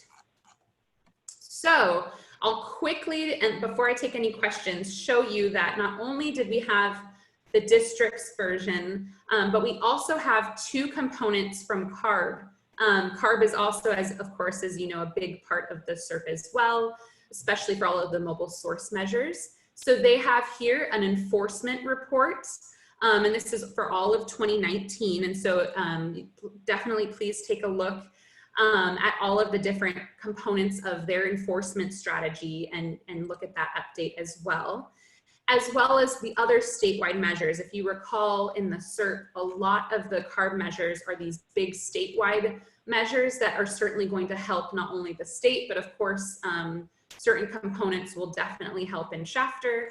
All of that is included in this update as well. And so if you have any questions, we definitely have CARB on the line or available all the time to help answer. So I know that was a lot, but really this is all intended, as I said, to be your introduction on how to read the annual report, and let us know how you think this is going to benefit maybe a public member, other community members, and understanding all of the hard work that you have all put in the past year. So I'm sure there may be questions I missed in the chat, or if we have lots of questions, Hannah, I'm happy to take any. Jess, that's a lot of reading material. But again, this is something that we've heard from you folks, from our committee members. You mentioned that you would like to be more involved in the reporting process. You asked the district to share with you the report in advance, so you have time to review that. 50 pages. Feel free to provide general feedback on everything, or select the section that speaks the most to you. And as Jessica mentioned, definitely in the summary, did the district catch all the details? Did they portray what's happening accurately? So if I can only review 2 pages, meeting summary is your go-to place. Now, I know that Spanish-speaking participants received the hard copy of this report.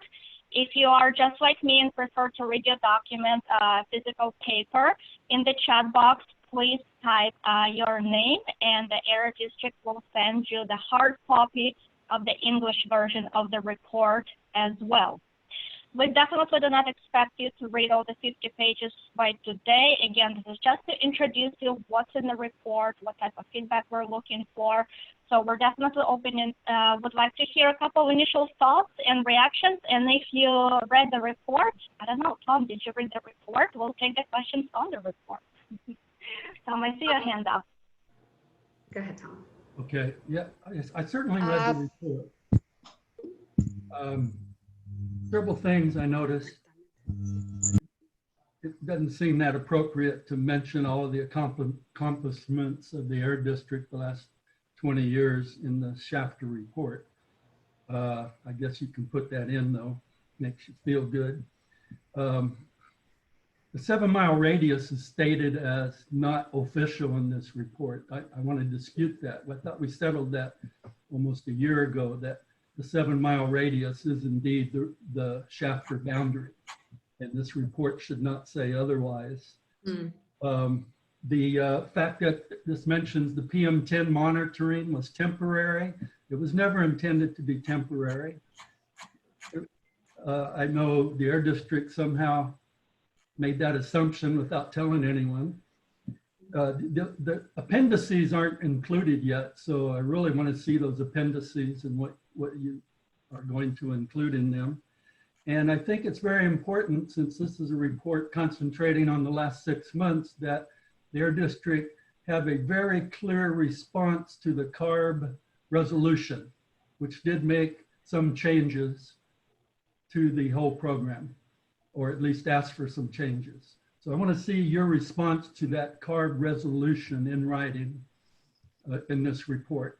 So those are my initial observations. I'm sure I'll have more later. Thanks, Tom. Spot on observations. And yes, it's a first draft, so definitely appendices are probably coming.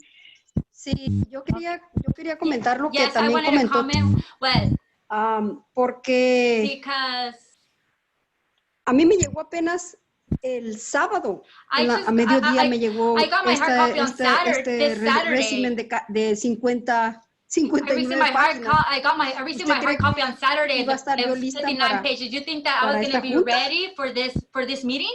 Pero también But en la also, ojeada que le di, miré lo que dice Tom de I las saw 7 millas. what Thomas said about the 7-mile radius. No I also existen see números that there's de no las legitimate cantidades digits of the que quality supuestamente se ha gastado.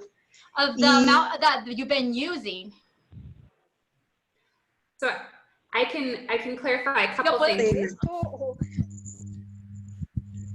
Sorry, I don't know if is Annabelle finished?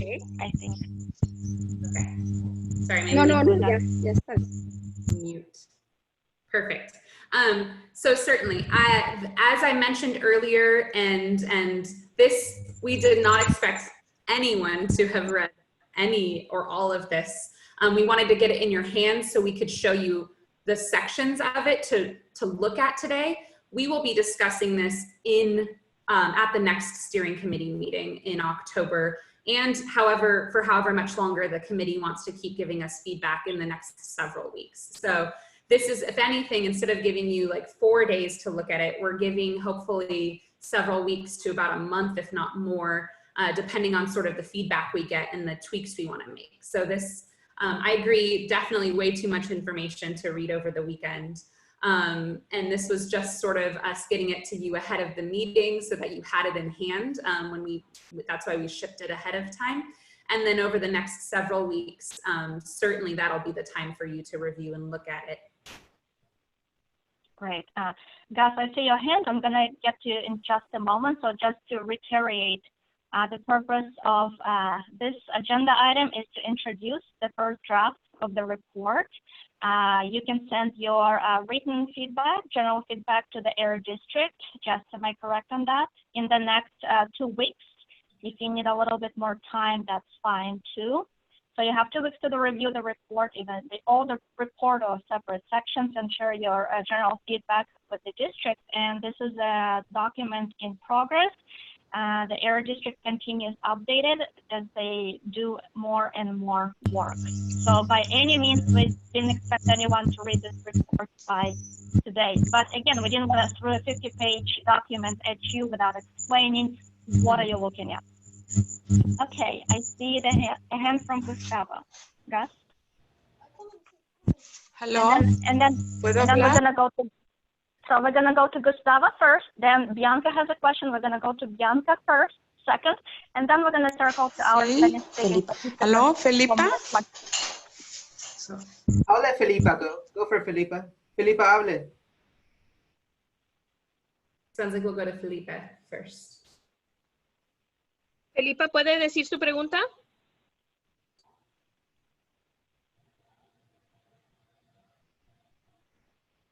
Darles que ya estamos en esto como más de un año. Y Shafter había sido un lugar de los escogidos para mejorar el pueblo. Yo vivía para el norte y me vine aquí a este lugar, según yo, a descansar. Pero es un pueblito que está muy chico, con muy pocos habitantes y hay muchos pozos petroleros, muchas huertas de almendras y ya habían dado un dinero para este pueblo que había sido uno de los escogidos. Y yo ya estoy viniendo a estas juntas ya casi 2 años. Y yo hasta ahorita no miro nada, ninguna mejora aquí en Shafter. One second. Denise, can I mute Annabelle while she's talking? Can you still hear her? No, because we're having a hard time hearing you. It's hard because it's like I'm cutting out too. I'm can hear words here and there, so I'm having technical difficulty. I can't really hear as much. It cuts out for some reason. Okay. So we hear Annabelle at the same time as we hear you. So if we mute Annabelle, can you still hear her? No, I won't be able to hear her. Denise, Okay. do you mind if we do consecutive translation instead of simultaneous? Annabelle can ask the question and then you interpret. Yes. Let's try that. Annabelle, si puede hablar en frases más No, lo que pequeñas. pasa es que le presté mi tablet para que hablara. Okay, ¿y con quién estoy hablando? Sí. ¿Con quién estoy hablando? Okay.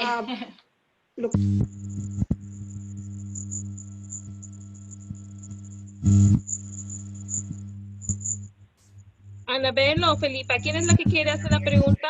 Lo que vamos a tener, ahorita lo que le estábamos diciendo a Denise, es que queremos que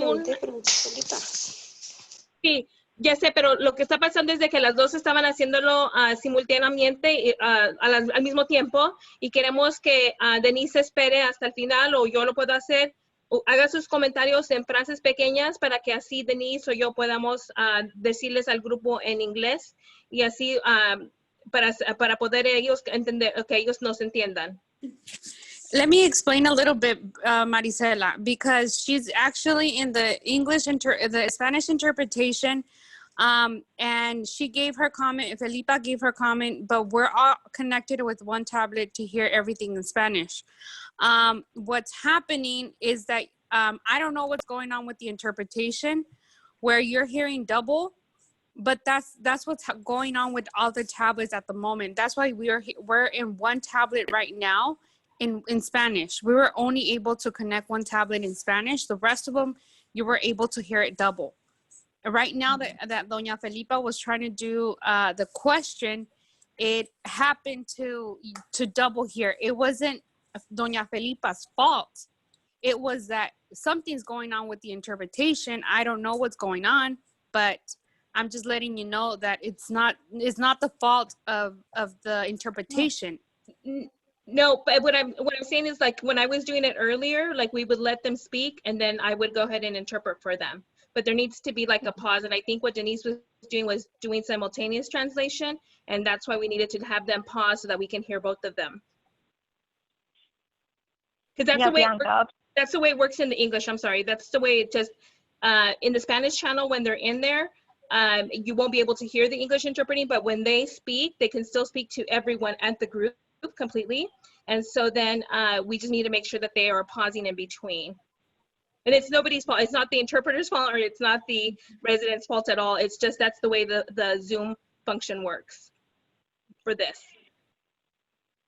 So Bianca, I hear that you guys are on the one tablet, and this is fine. The simultaneous translation is not cooperating with us tonight. So let's just go with the consecutive, where the members are going to ask the question, and then translators will interpret. So the rest of the group is not hearing three different voices. So we'll just do consecutive translation instead of simultaneous.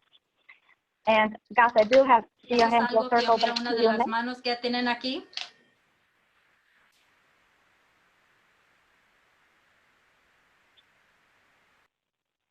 Denise, are you translating for us? Yes, no, I don't hear anybody. I can't hear anybody in Spanish. Oh.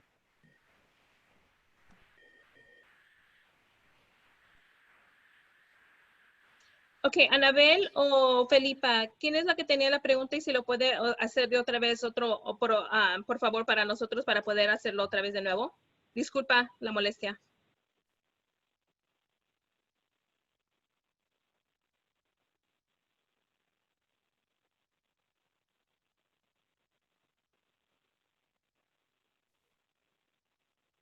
Ok, entonces nadie, Anabel ni Felipa tienen pregunta entonces, sino para ir con Gustavo.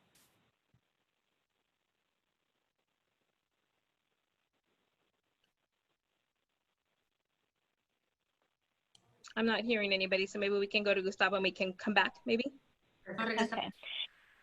And for those of you who've been learning a lot about Zoom translation, estamos aprendiendo mucho de la traducción de Zoom. Denise, can I have you mute yourself? I'm sorry. I'm sorry. That's okay. Thank you. Okay, for the rest of you, I hope you use the time to actually look at the report, because we shared the link in the chat box. Okay, Gus had his hand for a while. Gus.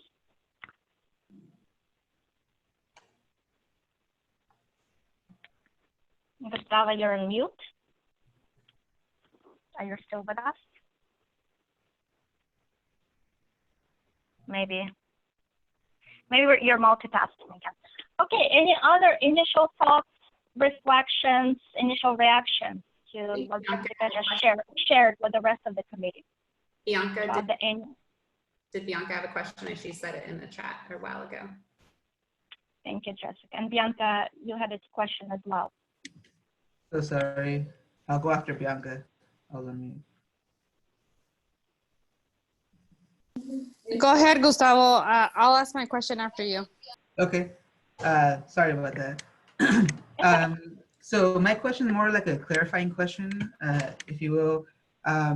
So thank you guys for sending that report out. It's somewhat, pretty detailed. It's quite a read. I definitely have not dived into, but I definitely will.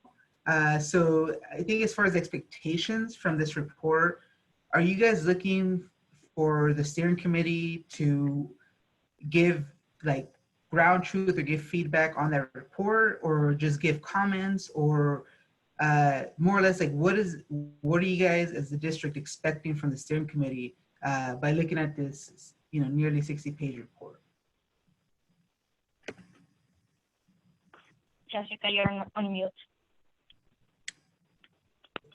That's I was going to say, great question. Ryan or Jamie can jump in if I miss something. But overall, we're just looking, as even I think Hannah summarized nicely, we're looking to see if the way that we put this report together conveys all of the work that's been done on each of these measures, and really just in all of the meetings and efforts that you as a committee and really as a community have put forth. And so feedback, if you're looking through it and you feel like this definitely reflects a lot of the work that's been done, we're certainly not looking for anyone to go through page by page or word by word and edit or give us feedback unless that's something that they want to do.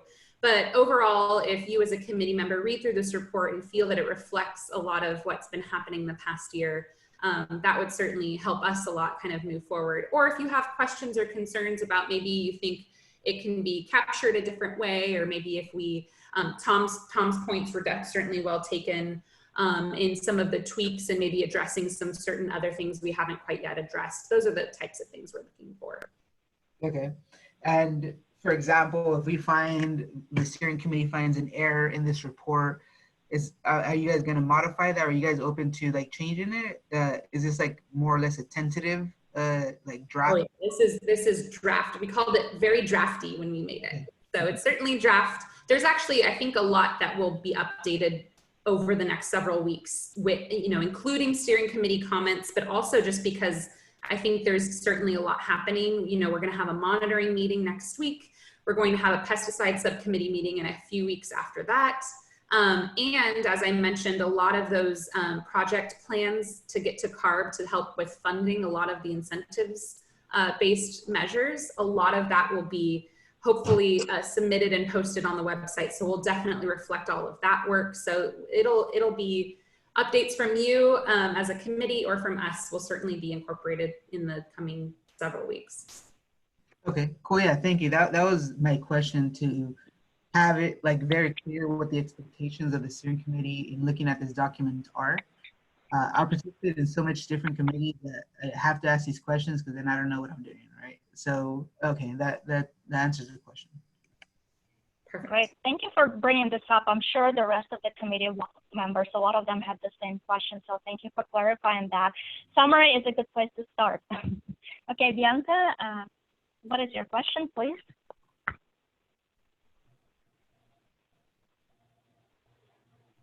Bianca, you're on mute. Yes, I do have a question. Why is, Jessica, I actually want to bring it up to you.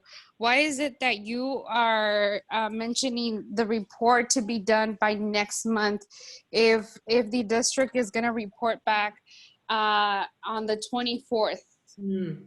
I'm glad great question. And I meant to clarify that earlier. So the 24th that Scott mentioned is a CARB update to their own board. And I know that the district and certain CSC members are going to be involved in sort of giving an overall progress report. And if I don't catch that correctly, Scott can correct me. That is not the annual report. There's no formal submission to CARB for the report next week. Actually, the one thing we do need to do for CARB is make sure that we post some update to the committee, and even this draft report posted on the website before October 1st certainly satisfies that from our understanding. But a formal, this formal report, or the report that we're looking at the draft right now and we will formalize over the next several weeks, won't go to the CARB board until the end of the year. And I'm sorry, and are you gonna ask, I'm sorry, I missed, because there was a lot of interpretation problems going on, but I missed, are residents gonna be able to do any input in that report, or is it just gonna be based on what the Air District views what's happening on the 617? Scott can answer that a little bit. You're talking about for next week? No, for this report that you're actually creating.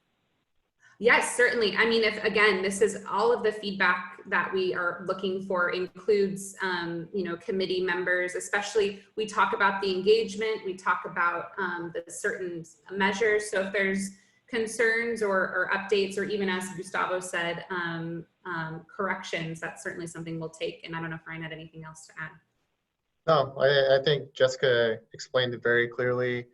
You know, the reason for presenting this to the steering committee is to get feedback. You know, it's not us paying lip service to the steering committee. That's why we're giving it to you. We heard the steering committee last time. It was raised as a concern that the committee wasn't given enough time and opportunity to review the documents that we were providing to CARB. So this was our best effort to give the community the time that they requested to review the document prior to us taking any type of finalized document. And I do have another question. For next week, report to CARB, are you gonna send a draft on what you're gonna report back, or are our steering committees allowed to report back of how they're viewing that the 617 is happening here in Shafter? I'll let Scott probably answer that. Yeah, we'll turn that one over to Scott. Yeah, sure. So we're still refining all the details of how the meeting is going to be presented, Bianca. But certainly, it's a regular board meeting for us. And so anybody on the committee can certainly kind of get into the Zoom call or call in and take advantage of the comment period. So if there's specific things that you actually want to make sure the board hears or things that you want to express, you certainly would have that opportunity within the 3-minute comment period during the meeting. We're actually, just so you know, Bianca, it's actually a statewide kind of report back to the board. It's just kind of, it's a status of implementation for all communities that have the AB 617 emissions reduction program that was adopted earlier this year. The board just kind of wanted us to report back and give them an update on how things are going with implementation. So there'll be a CARB. We are actually going to be taking the lead on doing a presentation for all communities, just kind of summarizing each of the SERPs and kind of where things are, the types of measures. And then I believe that there will be, again, maybe some brief presentations from others, but then certainly everybody involved in the process would have an opportunity to comment. So if you plan to comment, please join the Zoom or join via call, because you can't actually comment doing the webinar link. Thanks, Scott. So there's 2 engagement opportunities happening here, kind of like at the same time. So one engagement opportunity for this committee during September 25th, 4th CARB meeting, where CARB staff will be presenting to CARB board the progress update on implementation of all AB 617 activities across the state. And you have a traditional public comment opportunity, The second engagement opportunity for this committee is directly with the area district that put together the first rough draft of the report. The very first draft, take your 2 weeks up to October 4th to October 1st to start reviewing this report, providing general feedback. Jessica mentioned it's a document, it's a living document. It's going to be constantly updated because it's an annual report that will be due to CARB by the end of the year. But we're getting an early start on this document and documenting all the progress early. Jess, did I get that right? Okay. All right, so we are at 6:56. Again, you're taking home a lot of homework, and if you haven't had a chance in the chat box to type your name, if you would like a hard copy of the report, please do so, and the area district will send it to you. Okay, we're gonna move to our wrap up of the meeting. Let's see. Just a reminder, I already mentioned at the beginning that we continue to welcome agenda suggestions from the committee. We had a meeting for your suggestions with the committee members where we set kind of map out, not map out, but collected a lot of ideas for the agenda until the rest of the year. But I know that not all the committee members were able to join this meeting. So if you have additional suggestions, please contact the area district. We want to make sure this agenda reflects, the needs and priorities of this committee. Our second quick update for our wrap-up section is the stipends. Do you have any, if you have any questions about the stipends, and Erica will give you a little reminder how to qualify for this program. Yeah, thanks, Hannah. So as she mentioned earlier, the stipend program is active, it's running, and some of you have already signed up. Thanks to those of you that have. You should actually have already received at least one check from us if you signed up as of last week. So we have been moving forward with every meeting from January through August. After this meeting and in a couple days, we'll start processing the meetings from September. Those of you that have not signed up yet, you still can. There's plenty of time. And if you sign up today, you'll still be eligible to receive stipends for the meetings you maybe participated in at the beginning of the year. So you're certainly not precluded from getting those stipends. I can stay on the line a little bit after if you have any specific questions about the stipends. or you can drop them into the chat, and I'm happy to answer them if there's no one that has an immediate question now. Great. Okay, if you have questions, stay on the line for a couple more minutes and we'll answer your questions. I'm going to look at Heather to see if we have any public comments or questions on the Facebook. Members of the public who are attending the Zoom on your computer or tablets right now, this is our public comment period. You're welcome to unmute yourself and let us know if you have a question or a comment. Thank you, Hannah. I am seeing none.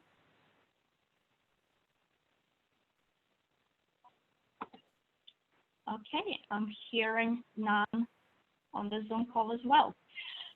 Couple more updates before I will let you go today. Shasta Air Monitoring Subcommittee meeting is next week on Tuesday at 4 p.m. CAR board meeting is next Thursday, and Scott shared the link to the logistics of that. Our next chapter meeting is going to be on October 12th. And there's going to be something new at our next chapter meeting, something unusual. We're not going to have Jessica at that meeting. Jessica, for those of folks who don't know why you're not attending the next meeting, can you tell us why? Yeah, it would be really obvious if we were in person, like strikingly obvious, but I am going on maternity leave in a few days. So it's been really fun this past summer, and it will, I'm sure, go just like this whole year has gone by fast. I'm sure it will go by fast. So you won't be without me for too long, but I will be gone for several weeks. So you'll have lots of other fun Air District folks to hang out with. I don't know about that. The rest of us are staying, and the rest of us will see you very soon next week or at the end meeting. Next meeting, please look at the report, send your feedback to the Air District. Thank you again for your time. Hey, real Thank quick, Hannah, I hate to interrupt you, and it seems like I always do that to you, so I apologize profusely. No, it's fine. But to Felipe's point, one of the concerns that she has is, not seeing that the incentive funding being spent in the community. That's definitely one of the things that we've been focusing on. I know Todd DeYoung loses sleep over the fact that we haven't been able to get some of these project plans approved by Air Resources Board to start being able to dispense those incentive funds. And so just always wanted to keep the steering committee updated. Todd's team submitted 4 additional project plans. Tom, we also have made the commitment to post those. So what we are doing right now is we are translating those into Spanish. As soon as we do have those in Spanish, we will post the project plans, send an email to the steering committee members so that they can go online and look at those project plans and provide Todd and his team any comments if they have any. So we're trying to move these things forward, and we're going to have to continue to work closely with CARB to get those approved. Thanks, Ryan. Thank you for clarifying all this behind the scene work. Okay, again, I would like to thank for your participation, for your contribution. Linda, I've heard your name today. Thank you guys. Tom, I've heard your name, contributing a lot. Thank you so much, and we'll see you next time. If you have questions about stipends, stay on the line for a second. Well, Heather, we can stop Facebook